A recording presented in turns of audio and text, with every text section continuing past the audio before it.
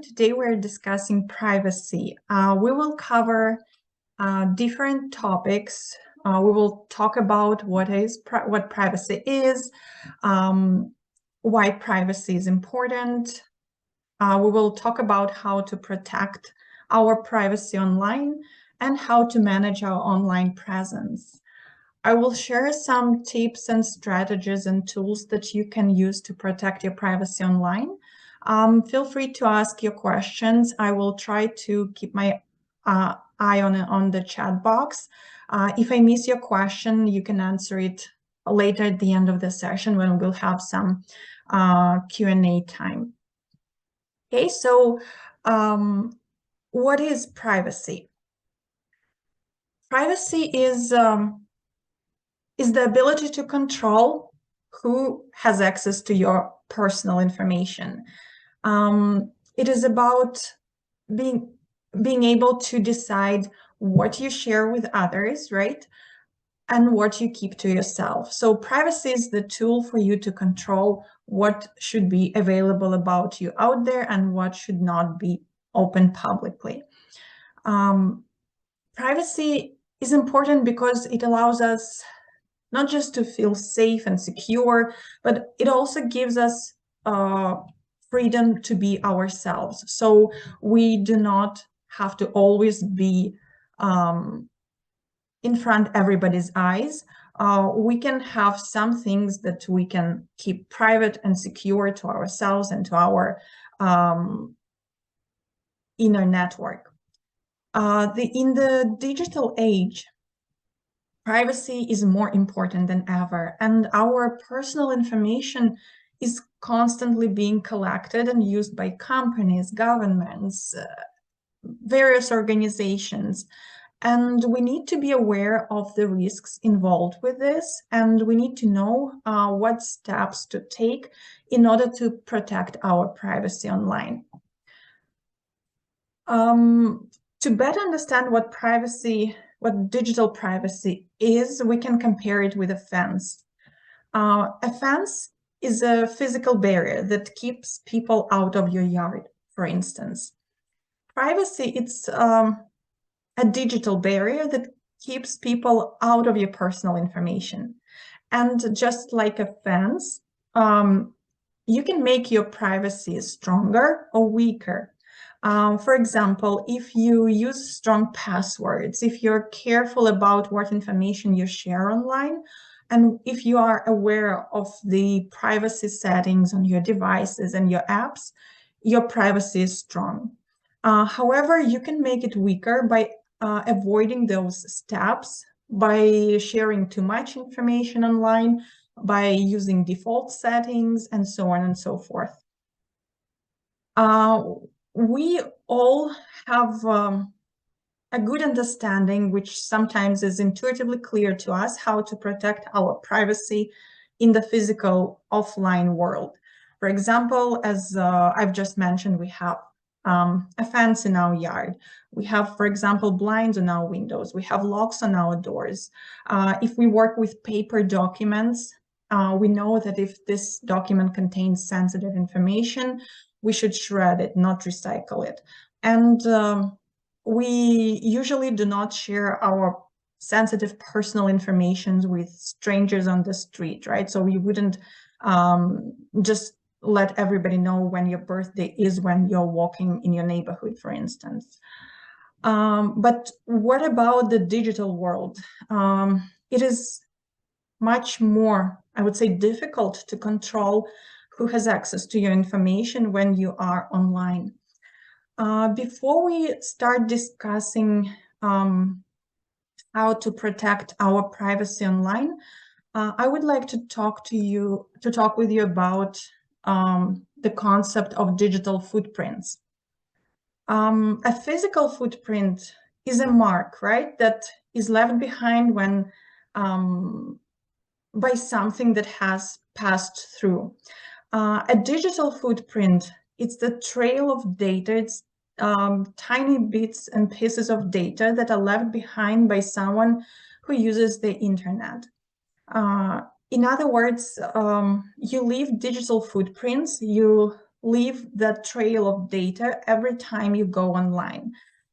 It includes your online activities, such as websites you visit, or things you buy, or comments you make, the amount of time you spend watching a video, for instance.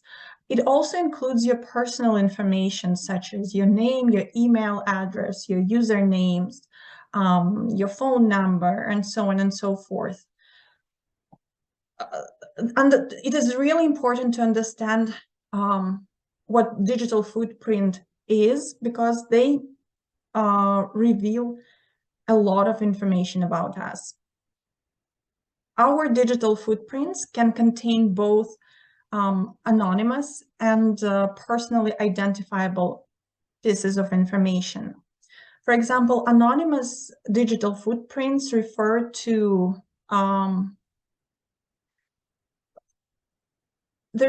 data that is left behind by online activities that are not directly linked to you as an individual.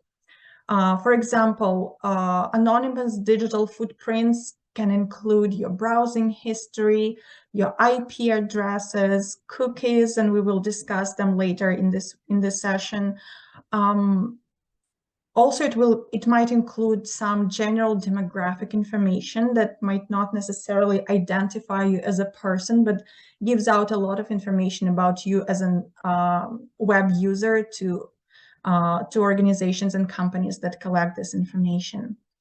While this data might not reveal your specific identity, that you is you, it can still provide some insights into your online behavior, into your preferences that can be used by those organizations.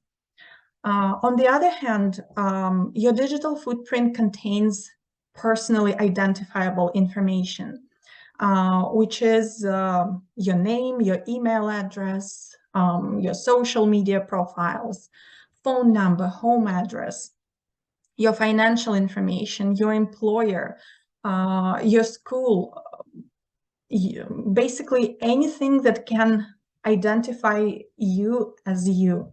As you might have guessed, personally identifiable information, personally identifiable digital footprints are much more sensitive, and they can pose a higher risk if they fall into the wrong hands. So it's really important to be extra careful when handling those personally identifiable pieces of information.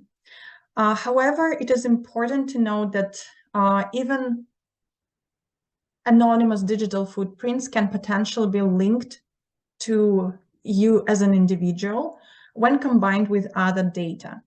So it is really important to take certain steps to protect our privacy. And we call this data footprints for a reason as well. Just like a footprint can be used to track someone's movements, digital footprint can be used to track someone's online activities. And this information can be used, and it is widely used by for a variety of purposes, such as targeting people with advertising, marketing products or services, and even tracking someone's location. Those are just these examples of digital footprints that I have on this slide, just a teeny tiny tip of the iceberg of all the information available about you as a person and you as a web user out there. And when combined with other digital footprints of other people, you can imagine the size of this data set. So digital footprints comprise so-called big data, which is used by different organizations. They analyze the data they receive from a variety of users. They can track trends and preferences and use them for their own purposes. For example, insurance companies can use big data to assess risks and set premiums accordingly, right? So they can use your digital footprint to track your, let's say, driving habits or your health or your spending habits. And they will use this information to determine how likely you are to file a claim, for instance. And it might impact how much your premium should be. Employers use big data to screen job applicants. They can use your digital footprint to learn about your education, work experience, your social media activity, and then compare this data set about you with against trends they have noticed by analyzing information of different users, and see if you are a good fit for the job or if you're likely to be a reliable employee, for instance. Law enforcement agencies might use big data to track criminals. They can use your digital footprint, well, not your criminals' digital footprint, to track their movements, communications, online activity. They can use this information to identify suspects, gather evidence, and so on and so forth. Marketers use big data extensively, and they use it to target consumers with advertising. They can use your digital footprint to learn about your interests, to your demographics, your buying habits, and this information can be used to create targeted advertising campaigns tailored towards your needs, your interests, which will make them more successful. I mean, their campaigns more successful. In 2012, it was revealed that Target, the huge retailer, they used big data analytics to predict their customers' pregnancy based on their purchasing patterns. So by analyzing what people were buying, their buying habits, Target could accurately predict and estimate when a customer was expecting and send them tailored ads.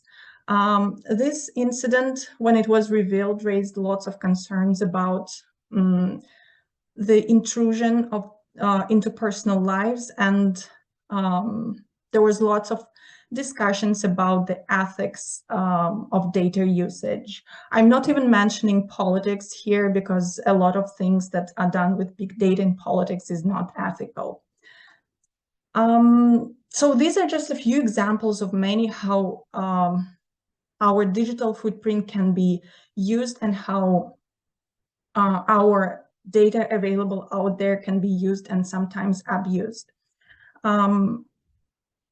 So what do we need to do to protect our privacy and to protect our digital footprint? The first step is to be really careful about what information we share online. Social media is a great way to connect with our friends, with our family, but it is important to be really careful about what we share.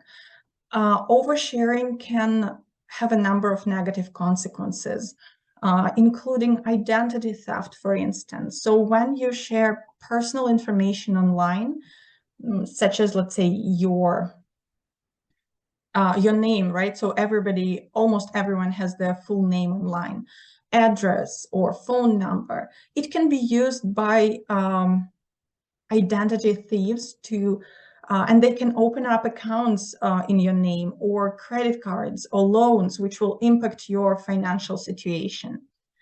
Oversharing on social media can damage your reputation because once something is online, it is there forever. It is really difficult, if not impossible, to remove something from the internet. So if you post something embarrassing or controversial, for example, online, it can be seen by potential employers or landlords or people who may be important to you in the future, let's say in 10 years.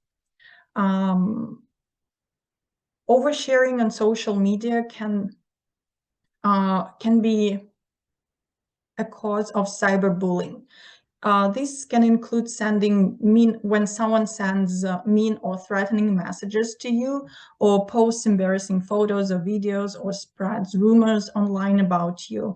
And cyberbullying is a really serious problem, and it can have devastating impact on the victim, on their mental health and on their well-being. So just making sure we do not share a lot of personal stuff online will help protect us from cyberbullying.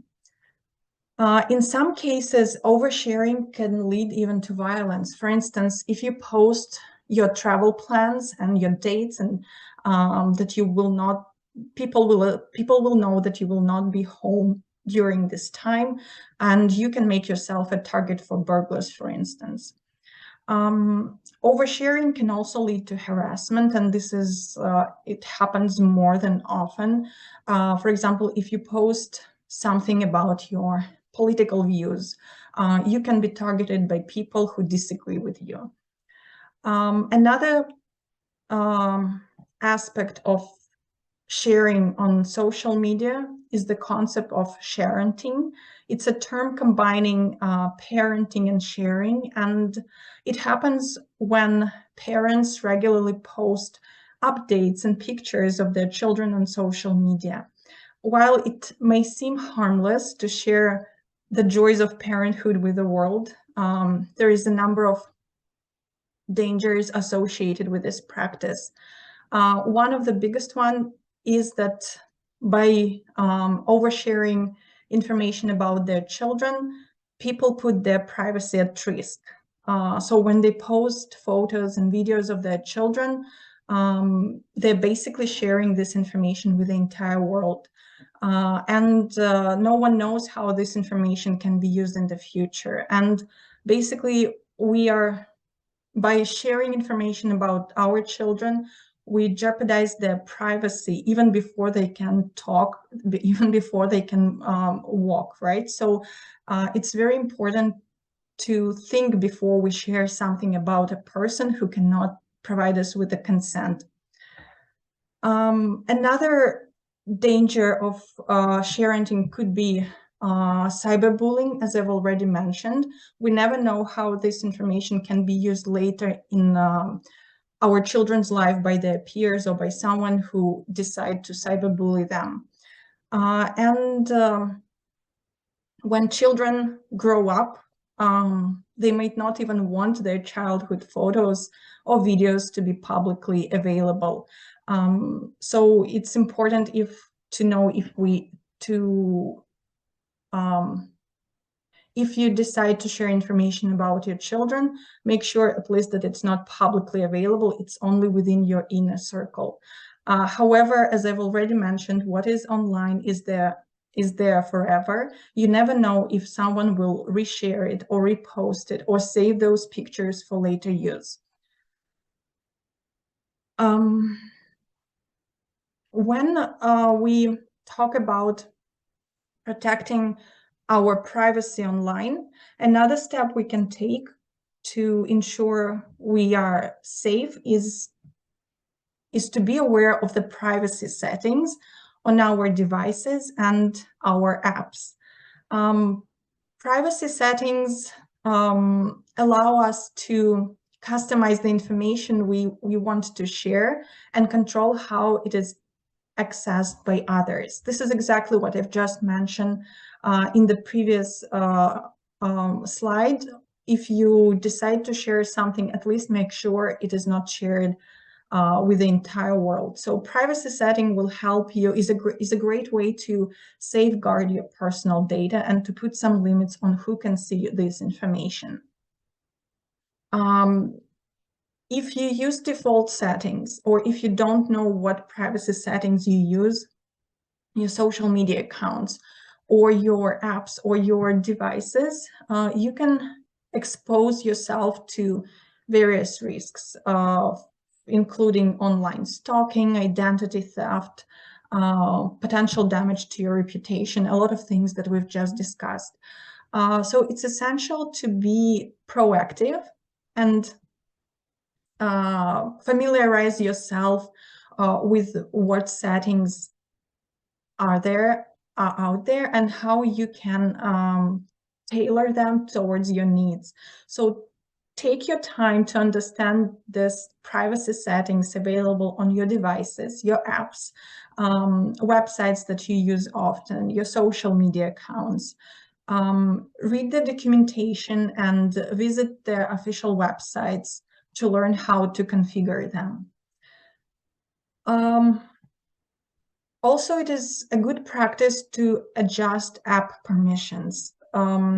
Regularly review the permissions granted to apps on your phone or your tablet, and disable any unnecessary permissions that may access sensitive data or some functions. For example, if you have, I don't know, an alarm clock app, it should not have access to your location because the app does not need to know your location to perform its functions.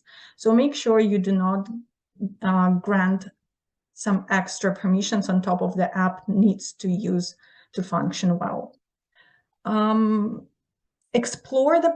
thing that to consider here is to explore the privacy option within each app, service or device setting, and you can customize them according to your comfort level. Be mindful of third-party services.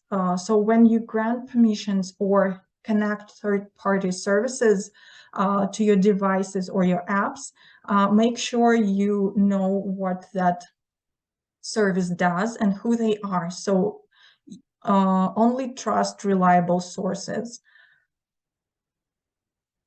Another step we can take to take care of our privacy online is to use privacy-focused browsers and extensions. And there are a lot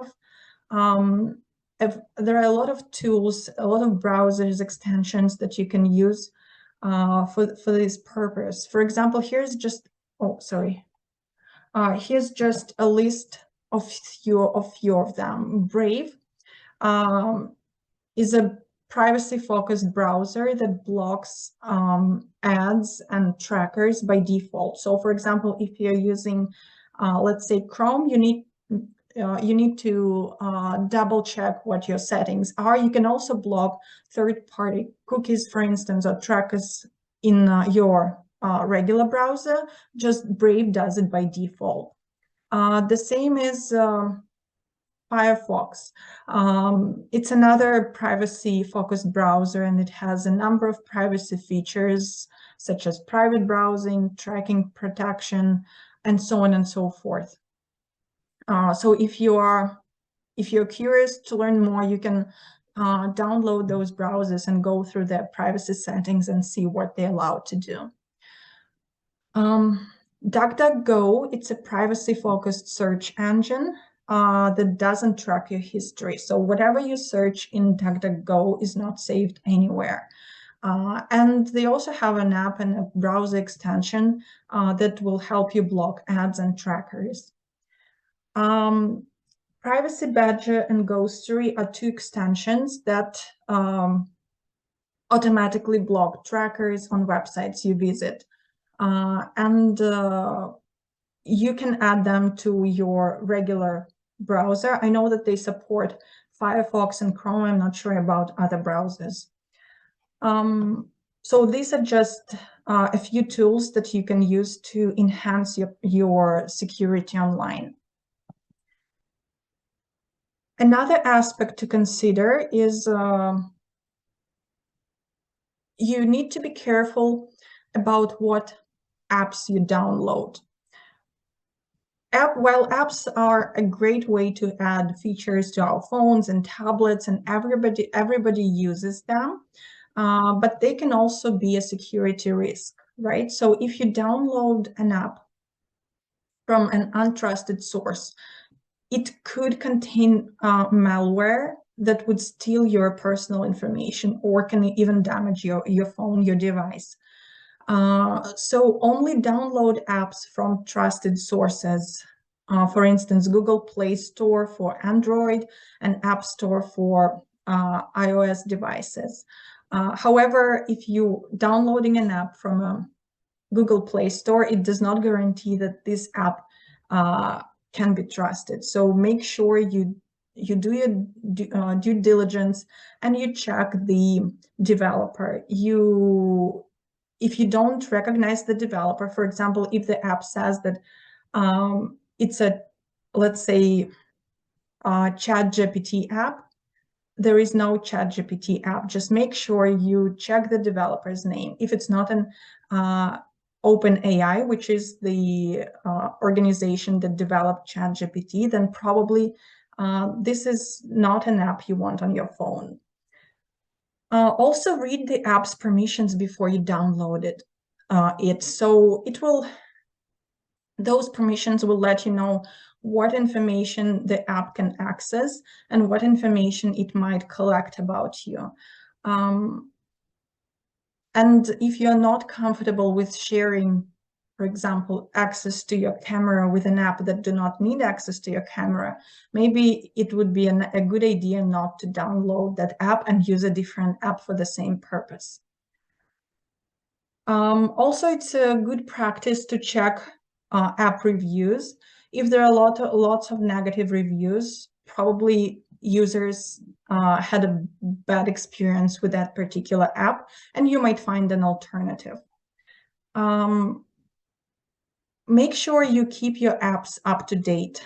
App developers would often release updates that fix different security vulnerabilities, security holes. So if you update your apps regularly, you will minimize risks associated with this app.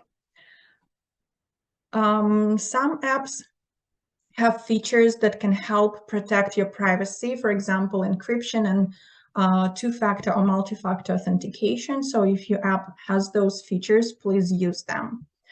And the golden rule is, if you no longer need the app, if you haven't used it in a while, simply delete it. This will keep your phone clean and it will help you keep your phone secure.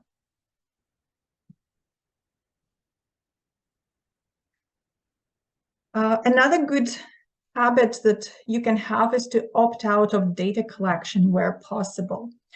You have probably noticed and experienced it on multiple occasions when you are searching for a product or visiting a website for a certain product, then ads related to your recent activity, to your recent search will start popping up everywhere. That is not a coincidence. It is the result of something that is called browser cookies. So what exactly are cookies? They're small pieces of data that websites store on your computer when you visit those websites. These cookies serve a variety of purposes, such as, for instance, remembering your preferences, enabling personalized experiences, but they can also track your online behavior. And while cookies can be useful to provide you with a more tailored experience, they can also raise questions about privacy and the control we have over our personal information. One of the primary concerns is that the issue of tracking. So cookies can track your browsing activities through different websites, and they can create a digital trail of whatever you do online. This information can be collected and used by advertising networks.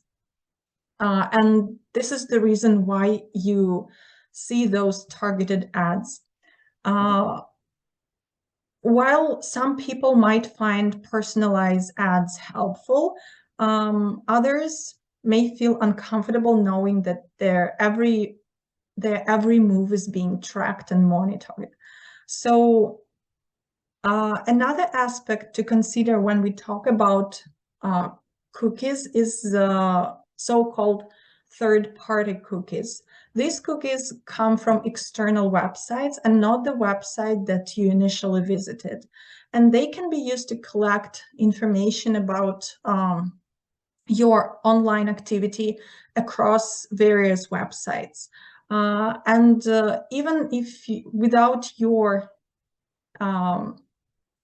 consent, they can collect information about what you do online, and this information can later be sold to different organizations. So how we can protect our privacy in the age of cookies? Well, one option is to regularly clear out browser cookies or use private browsing modes, for example, incognito in Chrome or private mode in Edge, and so on and so forth.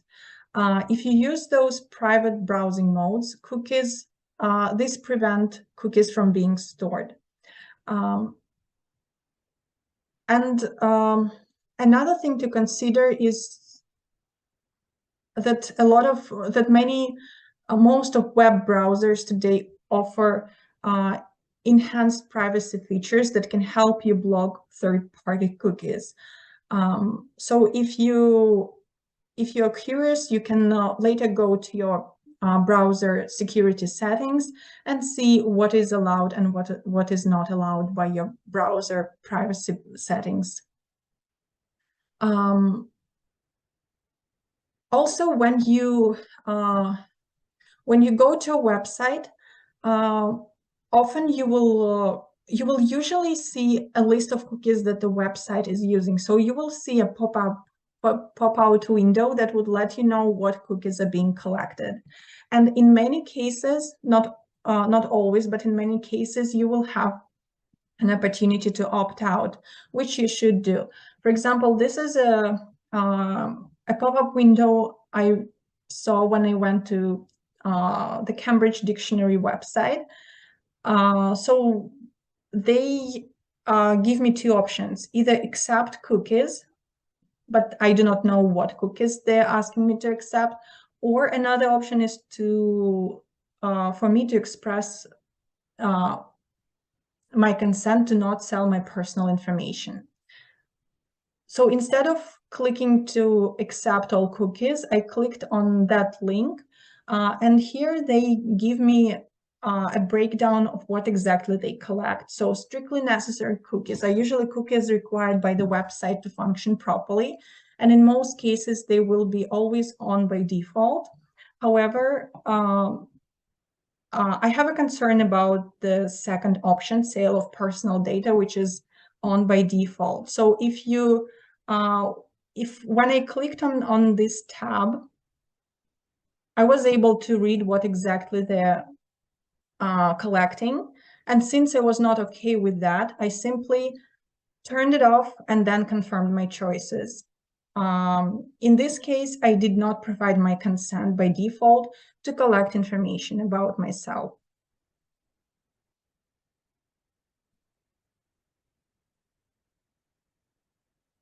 Another thing we can do to make sure we take control over our online presence is to search. The tip is to search yourself online. This is one of the best ways to protect your privacy and to know what information is out there about you. You can do it by searching for yourself online. You can search by your full name or your phone number. You can try different variations. You can add quotation marks around your name to make sure it looks for the specific combination of your first and last name. This might be more challenging if you have a very common first and last name combination. However, if this is not the case, you might be able to find some information about particularly you, but not other people.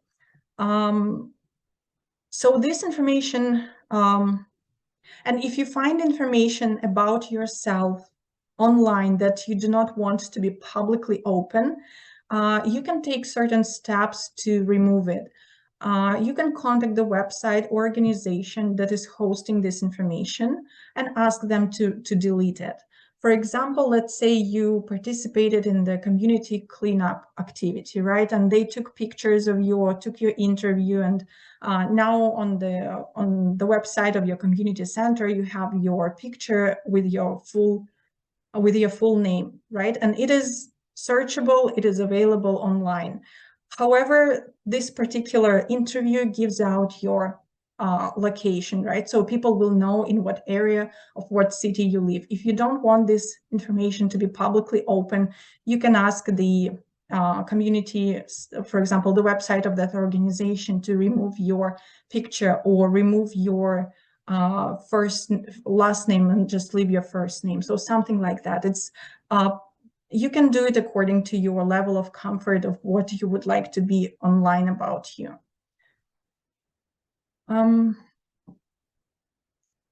But again, I just would like to remind you that once the information is online, it is really difficult to remove it completely. And even if that organization removed your interview or removed your last name, you never know if anyone saved that information and if it could be republished somewhere else.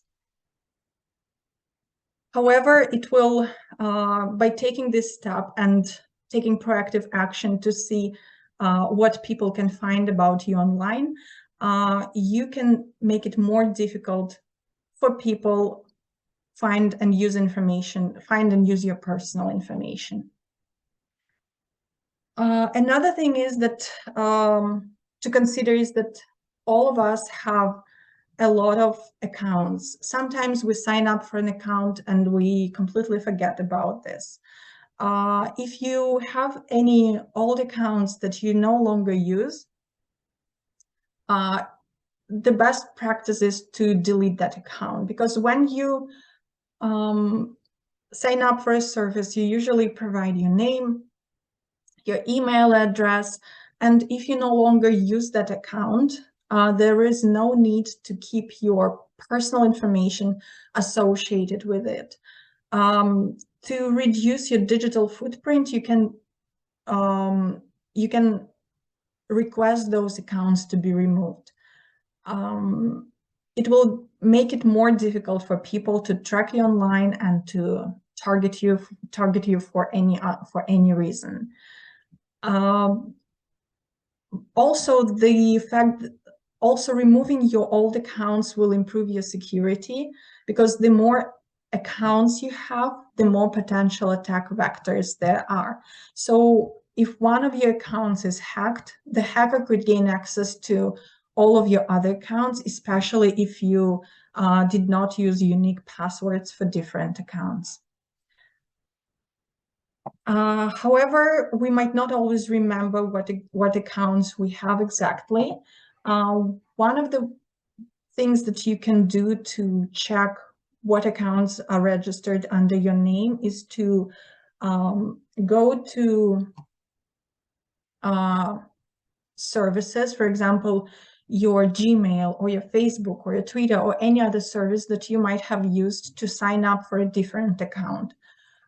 If you have Gmail, and if you go to settings and click on security, it will provide you with accounts where you signed it using Google.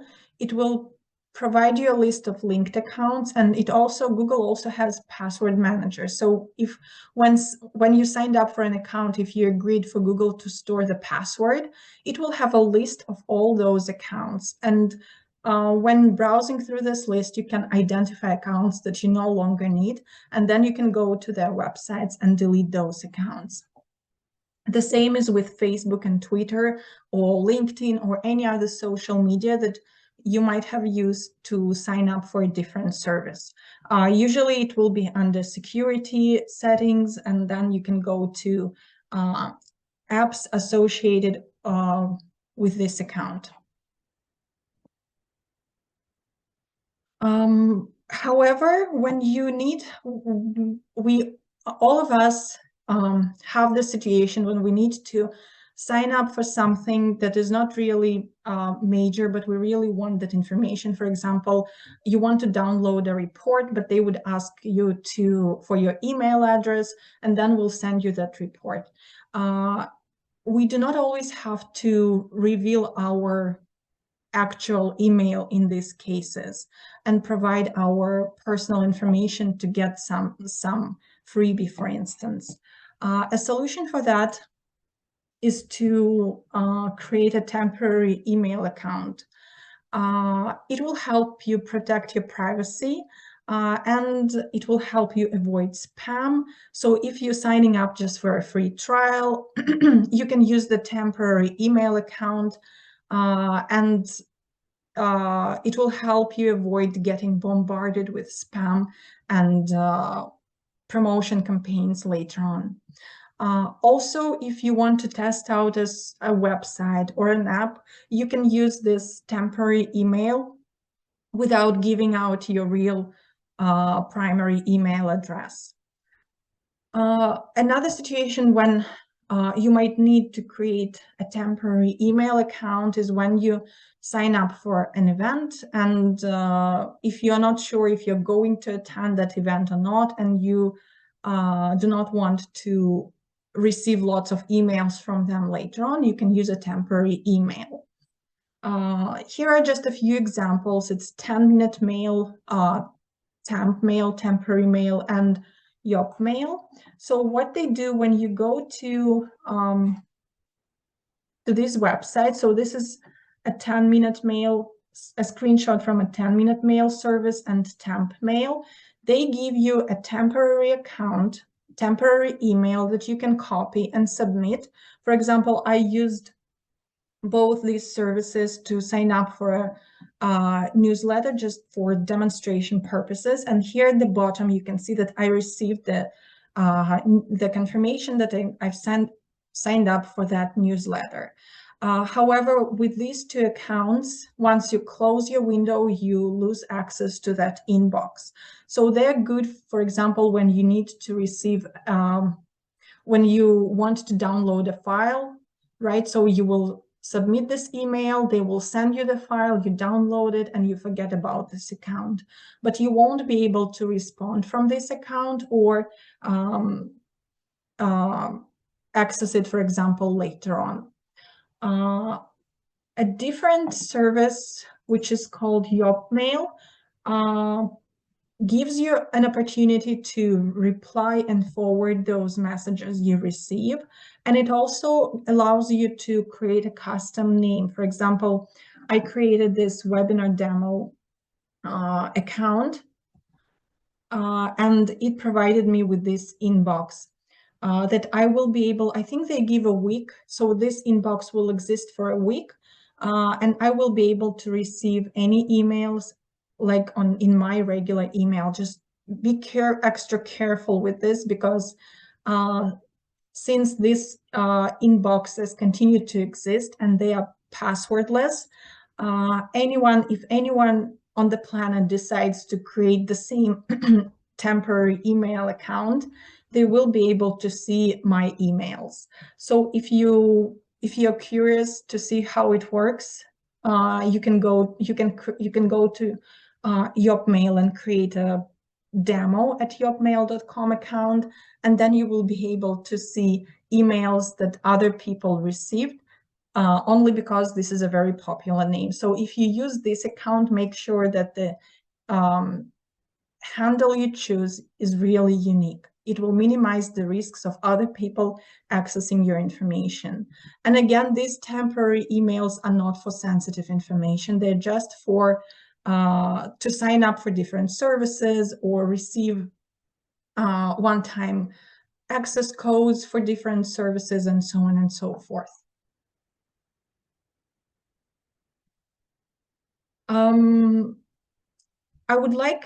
I think that was the last tool that I wanted to share with you, and I would like to finish this webinar with this phrase: privacy is like oxygen. It is invisible and easy to ignore until it's taken away. We often take privacy for granted, and we do not pay attention to what we share explicitly or implicitly with the world. So please make sure that you know what you share. Make sure you know who can access your personal information, and this will help you keep your information, your personal information, safe and secure today and in the future. If you have any questions, I will be more than happy to answer them. Yes, Valerie, I liked it too. Thank you. Okay, what would you be able to explain third party? Okay, so first party is the website that you use, the service you use. Second party is yourself. So it's the relation between you and the service you use. Third party is a different service that is not the original website that you use. For example, if you go to one website, they might have third-party cookies, so they might allow other services to collect information about you. That's why it's really important to either use privacy-focused browsers or check settings in your browser to block third-party cookies. Because when you go to one site, you do not want to give away information about your online activities to other organizations and other services.